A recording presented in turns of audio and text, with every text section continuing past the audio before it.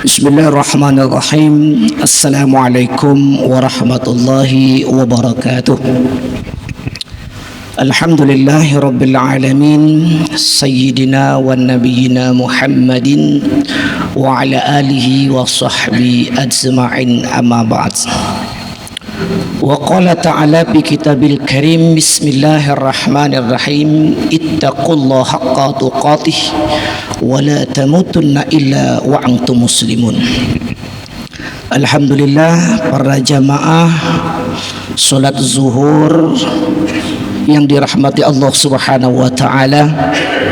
Alhamdulillah, pada siang hari ini kita semua masih ditanamkan ataupun masih tertanam iman dan takwa di dalam kalbu kita, sehingga kita semua pada siang hari ini dalam kesibukan kita hari ini masih ada sela waktu untuk berubudiyah, beribadah kepada Allah Subhanahu wa taala. Bapak Ibu sekalian, para jamaah salat zuhur dirahmati Allah Subhanahu wa taala, yang dimana Rasulullah Sallallahu Alaihi Wasallam duduk bersama sahabatnya, sehingga Rasulullah Sallallahu Alaihi Wasallam berkata, "Inni usika yaum, sesungguhnya aku berwasiat padamu pada hari ini, biwasiatin in anta hafiza, dengan wasiat itu apabila engkau jaga, kamu jaga wasiatku itu, istahamidan, maka hidupmu akan bahagia, wa anta wa mutta syahidan, dan matimu mati syahid." Jadi apabila kita mau menjaga daripada wasiat Rasulullah sallallahu alaihi wasallam, maka dapat keuntungan kita, kata Rasulullah, yaitu hamidan, hidup kita bahagia. Kalaupun mati, kata Rasulullah sallallahu alaihi wasallam, wa mutta syahidan, matinya tergolong mati syahid.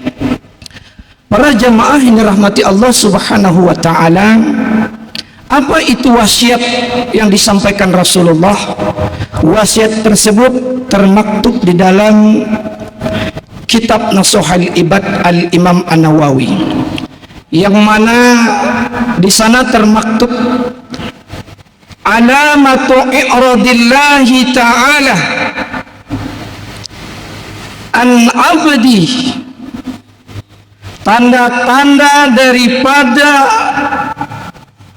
Allah itu tidak lagi memandang seorang hamba, tanda-tanda daripada Allah Subhanahu wa taala memalingkan pandangannya kepada seorang hamba adalah, kata Rasulullah sallallahu alaihi wasallam, istighaluhu la ya'nihi, maka mereka sibuk dengan sesuatu yang tidak bermanfaat. Para jamaah yang dirahmati Allah Subhanahu wa taala, oleh karena itu, jikalau kita ingin Allah selalu memandang kepada kita, memperhatikan kita, maka jangan sampai kesibukan-kesibukan kita yang tiada nilai tersebut kita lakoni, kita lakukan. Karena ada sesuatu yang kita lakukan bermanfaat bagi diri kita, tapi tidak bermanfaat nanti di akhirat. Contoh diantaranya adalah, seumpama ada orang yang mencari nafkah dari barang yang haram, dapat yang dicarinya, dapat uangnya, dapat makanannya, tetapi dari jalan yang haram, itu akan bermanfaat bagi dirinya saja, tapi tidak akan bermanfaat baginya sampai akhirat. Terbatas manfaatnya sampai di dunia, tapi di akhirat dia celaka. Bapak Ibu para jamaah yang dirahmati Allah Subhanahu wa taala, oleh karena itu berhati-hatilah kita hidup di dunia ini, karena hidup di dunia ini sudah digambarkan oleh Rasulullah, ad-dunya mata'un khair. Dunia itu permainan belaka, kesenangan belaka. Apabila kita tidak benar-benar menggunakan waktu tersebut, maka kita akan terjerumus kepada sesuatu perbuatan yang tidak bermanfaat, yaitu istiruhu la yakni, sesuatu kesibukan yang diberikan oleh Allah kepada seorang hamba tapi tiada nilainya. Itu yang pertama. Yang kedua, kata Rasulullah sallallahu alaihi wasallam, apabila tanda-tanda dari Allah Subhanahu wa taala tidak lagi memperhatikan seorang hamba tersebut adalah, kata Rasulullah sallallahu alaihi wasallam, mereka itu selalu mengikuti daripada hawa nafsunya. Karena dunia ini tentulah semuanya keindahan. Di dunia ini semuanya adalah kebutuhan manusia. Oleh karena itu, apabila kita hidup di dunia ini, haruslah ada ilmu daripada hidup di dunia ini, terutama adalah ilmu agama. Bapak Ibu para jamaah zuhur yang dirahmati Allah Subhanahu wa taala. Oleh karena itu, harus kita ingat wasiat dari Rasulullah sallallahu alaihi wasallam, yaitu menjaga daripada amaliyah sebagai orang muslim itu adalah solat kita. Maksudnya itu adalah solat kita. Apabila kita ingin selalu pandangan Allah kepada kita, perhatian Allah kepada kita, baik dalam mencari nafkah, baik dalam bekerja, baik dalam berusaha, maka jangan sampai kita meninggalkan ibadah solat tersebut. Bapak Ibu para jamaah yang dirahmati Allah Subhanahu wa taala, yang terakhir yang harus kita perhatikan juga, beribadah solat itu tentulah mudah. Namun kata Rasulullah sallallahu alaihi wasallam, apabila ingin beribadah, di dalam hadis Rasulullah sallallahu alaihi wasallam ditekankan kepada kita, apabila ingin beribadah hendaknya mempunyai ilmu.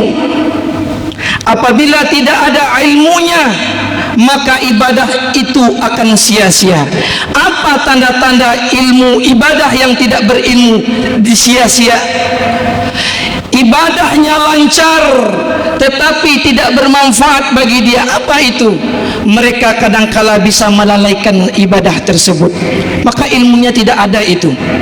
Kalau kita ingin beribadah harus ada ilmunya, mulai dari ilmu wudunya, dari ilmu Fatihahnya, dari ilmu rukuknya, dari ilmu cara niatnya, harus kita pelajari. Karena solat tersebut tidaklah formalitas, tapi solat tersebut adalah sesuatu kebutuhan rohani kita, kebutuhan hidup kita. Oleh karena itu, jangan sampai kita beribadah tanpa ilmunya. Kalau tidak dengan ilmunya, maka amalan tersebut akan sia-sia. La tuqdal, maka ditolak oleh Allah Subhanahu wa taala. Nauzubillahi min zalik. Para jamaah yang dirahmati Allah Subhanahu wa taala, oleh karena itu marilah kita sama-sama selalu berdoa kepada Allah. Ya muqallibal qulub, sabit qulubana taatik. Ya Allah yang membolak-balik hatiku, semoga ketaatan ini selalu ada pada diri kita. Jangan lupa kita hanya banyak berdoa saja untuk dunia, tapi untuk hati kita lupa untuk memohon kepada Allah Subhanahu wa taala. Itulah banyak di antara kita yang lalai daripada ibadah. Apabila diberikan kesuksesan di dunia, ibadahnya lalai. Apabila diberi kesuksesan dalam pekerjaan, ibadahnya lalai. Kenapa? Qalbunya mati. Oleh karena itu, marilah kita selalu berdoa kepada Allah. Mudah-mudahan kita termasuk orang yang diselamatkan oleh Allah dan selalu dipandang oleh Allah Subhanahu wa taala.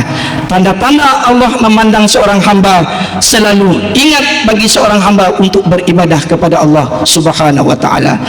Demikianlah yang dapat saya sampaikan. Mudah-mudahan kita bisa selalu untuk memperhatikan ibadah, agar kita termasuk orang-orang yang bakal diselamatkan dunia wal akhirah. Wallahu a'lam bissawab. Akhirul kalam wa salamah wal barakah.